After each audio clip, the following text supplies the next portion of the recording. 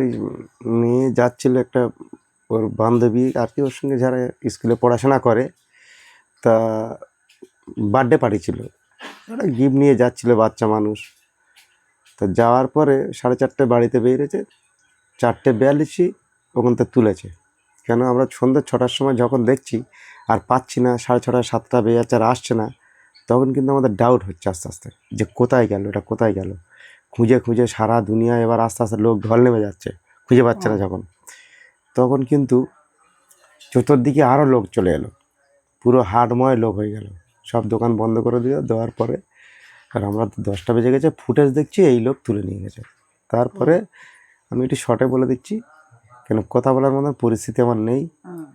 তারপরে মোটামুটি আমরা 4:30টার সময় একটা খবর পেলাম একজনের কাছ থেকে, খবর পেয়ে যে এই লোক করেছে, এই লোকের বাড়ি এখানটা, তার গিয়ে হঠাৎ আমরা পুলিশ নিয়ে গিয়ে তুলেছি।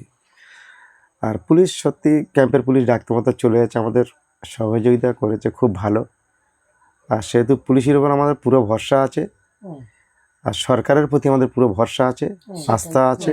আমি চাই আমার মেয়ের সুবিচার হোক, আমি এটাই আশা করছি সবার কাছে। গ্রামবাসী, আমার যত বন্ধুবান্ধব সবাই আমার সাথ দিয়েছে, সবাই খুব পাশের আছে। এখনও পর্যন্ত আমি দেখছি আমার বাড়িতে পর্যন্ত 12টা 1টা পর্যন্ত লোক আছে, সঙ্গে পুলিশ আছে, পুলিশও প্রচুর হেল্প করছে, সরকারও প্রচুর হেল্প করছে।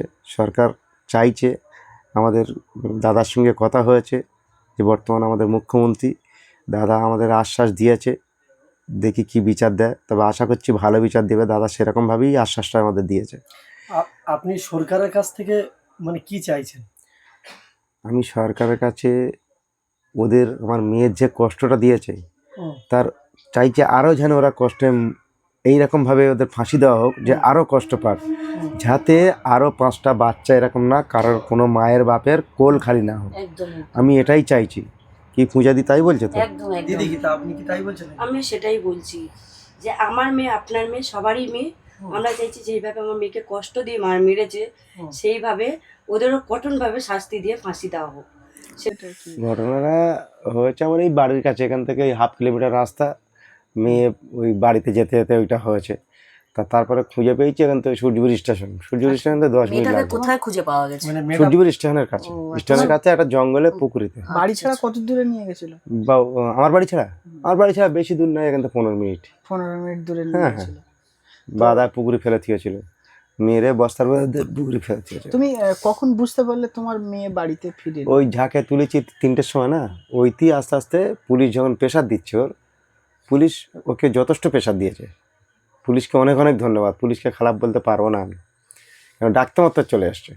আর সত্যি যে পুলিশটা আমাদের ক্যাম্পের পুলিশ, হ্যাঁ ক্যাম্পের পুলিশ এসেছিল, দুটো পুলিশ ছিল। তা বয়স্ক পুলিশটা খুব বয়স্ক, তা সত্ত্বেও ওই কাদাতে আমাদের সঙ্গে কন্টিনিউ যতক্ষণ আমরা ছিলাম, ছোটা মোটা হেঁটে সব কিছু গিয়েছে। থানায় আছে এবং যাদের অ্যারেস্ট করা হয়নি, এদের কি এর আগে তুমি ব্যক্তিগতভাবে চিনতে ওদের? না, ব্যক্তিগতভাবে চিনতে বলতে, ধরো ও সূর্যপুর স্টেশনের বাড়ি, আমাদের সূর্যপুরের হাটে বাড়ি। আচ্ছা, এবার রাস্তাঘাটে যেটা চেনে পড়ছে এরকম, যে তাদের সঙ্গে আমার এর আগে দেখেছিলে ওদেরকে? হ্যাঁ দেখেছিলাম, কিন্তু তাদের সঙ্গে যে আমার চলাফেরা আছে, একসঙ্গে ওঠা বসা আছে, খাই, এরকম কোনো ব্যাপার নেই ওদের সঙ্গে।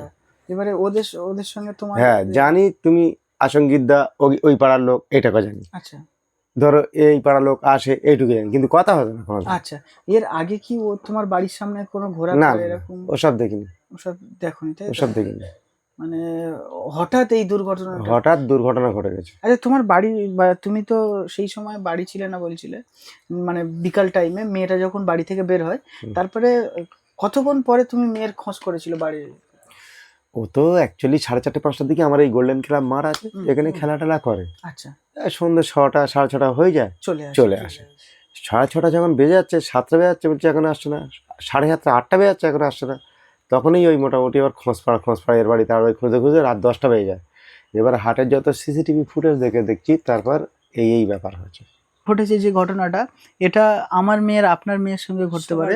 তবে এই যে জিনিসটা আপনারা দেখুন, এর আগে কিন্তু শুনেছি থানায়তে গেছিল, তারপরে এই যে নিজের বন্ধু, 150 জন বন্ধু, ভাবুন তো, এটা যদি অন্য অপর কারোর সাথে হতো, 150 জন বন্ধু পেত সে।